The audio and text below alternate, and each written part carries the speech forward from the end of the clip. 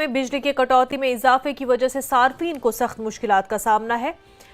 Citizens council के chairman Farooq Ahmad त्राली ने बताया कि त्राल में मीटर वाले इलाकों में भी शेड्यूल के मुताबिक बिजली फराम नहीं की जा रही। उन्होंने महकमे बिजली से शेड्यूल के मुताबिक बिजली फराम करने की मांग की।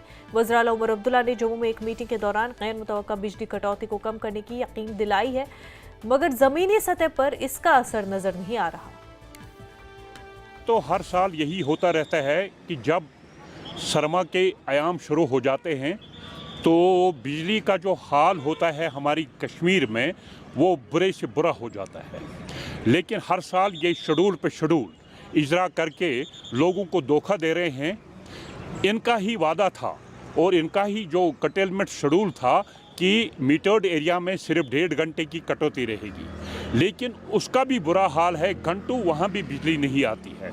तो अनमीटर्ड एरिया की बात ही नहीं। दूसरा, इन्होंने फीडर के हिसाब से बिजली को सप्लाई करने का जो कटौती शेड्यूल बनाया है कि जिस फीडर में ज़्यादा फी बकाया है उसको कम बिजली मुहैया होती है और जिसमें बिजली फीस कम बकाया है।